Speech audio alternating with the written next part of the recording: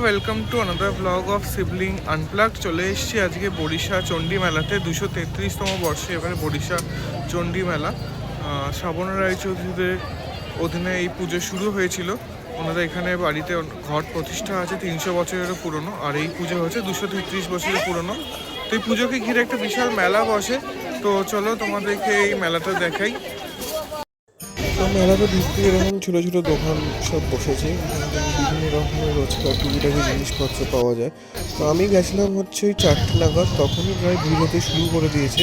দেখতে পাচ্ছ এই সাইডে জিলিপি, খাজা, গজা সব দোকান বসেছে, যেগুলো মেলায় বসেই থাকে। এরকম শোপিসের দোকান বসেছে, এরকম ছোটো ছোটো বাচ্চাদের খেলনা, সফট টয়েস। এখন শীত পড়েছে, শীতে জিনিসপত্র বসেছে। আর ডান হাতে তোমার রাইডস ছিল, বা হাতে এরকম ছোটো ছোটো খেলনা বসেছে, মাটির জিনিসপত্র বসেছে। তো সব মিলিয়ে একটা বেশ জমজমাট বড় সড়ো একটা মেলা এই ওড়িশা চণ্ডী মন্দির প্রাঙ্গণে বসেছে। আর মানুষের ভিড়ে চোখে পড়ার মতো শীতের সকাল, শীতের দুপুর বলা যায়, শীতের দুপুর বা শীতের বিকেল। তো সেই সময় মানুষ চায় একটু ঘুরে বেড়াতে। তো তার জন্য এই বড়িশা চণ্ডী মেলা হচ্ছে পারফেক্ট ডেস্টিনেশন, যেখানে ঠাকুর দর্শনও হবে আর কেনাকাটাও হবে। তো এই হচ্ছে মূল মণ্ডপ। চলো ভেতরে মণ্ডপটা কিরকম করা যায় তোমাদেরকে একটু দেখিয়ে দিই। এই হচ্ছে মূল মণ্ডপ। এরকম বড় একটা প্যান্ডেলের মধ্যে, ছাউনির মধ্যে করা হয়েছে, যেখানে মানুষজন বসার জায়গাও আছে, মানুষ বসতে পারছে।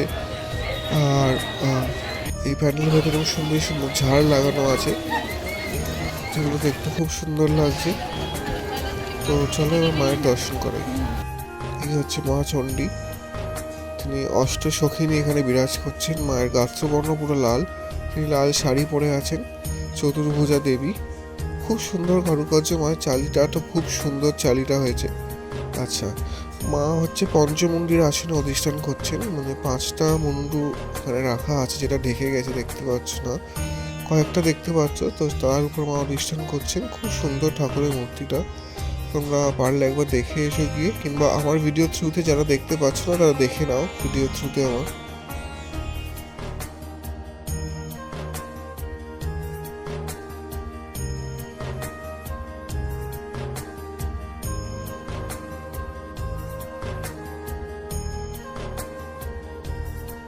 চলো তোমরা মেলাটা আবার একটু ঘুরে দেখাই।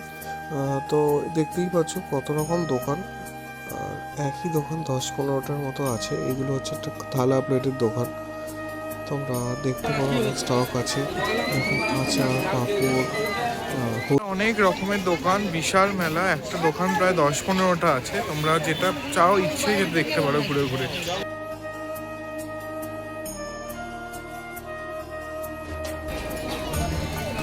তো এই দোকানটা থেকে আমরা পাঁপড় কিনলাম। বিভিন্ন রকমের পাঁপড় আছে এখানে, মশলা পাঁপড়, রসুন পাঁপড়, চিংড়ি মাছের পাঁপড়, সবই মানে ওই যেটাকে বলে আর কি, ওই সাবুর পাঁপড়ের উপর পেস্ট করা।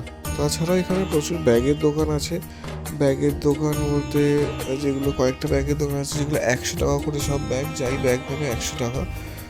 আর এই ফুলের দোকানগুলো, এই ফুলের দোকান থেকেও আমরা একটু পরে এসে জিনিস নেব। এই কাশফুলগুলো এখান থেকে নেব, কারণ কাশফুলগুলো আমি কোথাও দেখতে পাই না আর কোথাও।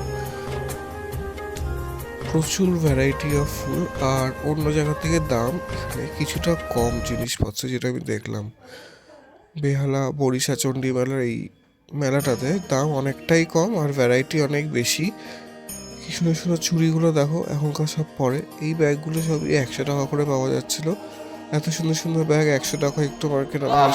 যদি কিছু ডেস্টিনেশন থাকে মেলাগুলো, তোমরা প্লিজ চলে এসো এই চণ্ডী মেলাতে। চণ্ডী মেলা বসেছে বড়িশা ক্লাবের ঠিক উল্টো দিকের রাস্তাটাতেই। নামতে হবে তোমাদের, অটো করে এলে হচ্ছে বেহালা শখের বাজারে।